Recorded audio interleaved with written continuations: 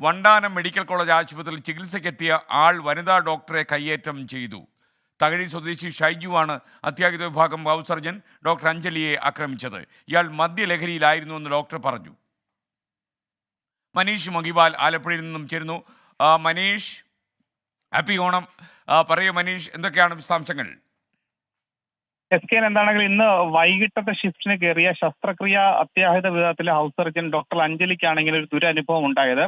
ഇന്ന് വൈകിട്ട് 6:30 ഈ സംഭവം ഉണ്ടാകുന്നത്. ചികിത്സയ്ക്ക് എത്തിയ ഒരാൾ അയാളുടെ നെറ്റിയിൽ മുറിവുണ്ടായിരുന്നു. തുന്നൽ ഇടണമെന്ന് ഡോക്ടർ ആവശ്യപ്പെട്ടു. എങ്ങനെയാണ് ഈ മുറിവ് ഉണ്ടായത് അടക്കമുള്ള കാര്യങ്ങൾ ഇയാൾ പറഞ്ഞിരുന്നില്ല. പിന്നീട് ഇയാൾ മദ്യലഹരിയിലായിരുന്നു. അങ്ങനെ ഡോക്ടറോട് കയർത്ത് സംസാരിക്കുന്നുണ്ടായിരുന്നു. പിന്നീട് ഈ സ്റ്റിച്ച് ഇടുന്ന സമയത്താണ് ഇയാൾ കൈ തട്ടി മാറ്റി, 2-3 തവണ കൈ തട്ടി മാറ്റി. പിന്നീട് ഇയാൾ എഴുന്നേറ്റ് നിന്ന് ഡോക്ടറുടെ കൈ പിടിച്ച് തിരിച്ച ശേഷം ഇയാൾ അവിടെ നിന്നും ഓടി രക്ഷപ്പെടാൻ ശ്രമിച്ചു. ആശുപത്രി ജീവനക്കാർ പിന്നെയും ഡോക്ടറെ മർദ്ദിക്കാൻ ശ്രമിച്ചു. അപ്പോഴാണ് ആശുപത്രി ജീവനക്കാർ ഇയാളെ പിടിച്ചു മാറ്റിയത്.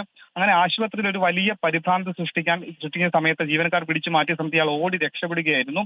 ഇയാൾ തനിയെയാണ് വന്നതെന്നാണ് ഡോക്ടർമാർ പറയുന്നത്. അവിടെ ഉണ്ടായിരുന്ന എയ്ഡ് പോസ്റ്റ് ഉണ്ടായിരുന്ന പോലീസുകാരടക്കം ഇയാളുടെ പിന്നാലെ ഓടിയെങ്കിലും ഇയാളെ പിടികൂടാൻ സാധിച്ചില്ല. അവിടെ ആശുപത്രിയിലെ രേഖകൾ അനുസരിച്ച് ഇയാൾ പറഞ്ഞത് ഇയാൾ തകഴി സ്വദേശിയാണ്. ഷൈജു എന്നാണ് ഇയാളുടെ പേര്. 41 വയസ്സെന്നാണ് മെഡിക്കൽ രേഖകളിലുള്ളത്. മറ്റു വിവരങ്ങൾ ലഭ്യമായിട്ടില്ല. ഒപ്പം തന്നെ ഇയാൾ മറ്റേതെങ്കിലും അക്രമ സംഭവ സ്ഥലത്ത് നിന്ന് ഓടി വന്നതാണോ, എവിടെ നിന്നാണ് ഇയാൾ വന്നതടക്കമുള്ള പശ്ചാത്തലം പോലീസ് അന്വേഷിക്കുന്നുണ്ട്. നിലവിൽ ഈ ഹൗസ് സർജനായിട്ടുള്ള ഡോക്ടർ അഞ്ജലി അമ്പലപ്പുഴ പോലീസിനാണ് പരാതി കൊടുത്തിട്ടുള്ളത്. അമ്പലപ്പുഴ പോലീസ് മൊഴി രേഖപ്പെടുത്തിയിട്ടുണ്ട്. കേസെടുക്കുന്ന നടപടികളിലേക്ക് നീങ്ങുകയാണ്. ഇയാൾ ഉടനെ തന്നെ പിടികൂടാൻ സാധിക്കുമെന്ന് അമ്പലപ്പുഴ SHO അറിയിക്കുന്നുണ്ട്. ഒപ്പം തന്നെ ആശുപത്രിയിലെത്തി നിലവിൽ ഇയാളുടെ ദൃശ്യങ്ങൾ പരിശോധിക്കാൻ വേണ്ടി CCTV ദൃശ്യങ്ങളടക്കം പോലീസ് ശേഖരിച്ചിട്ടുണ്ട്.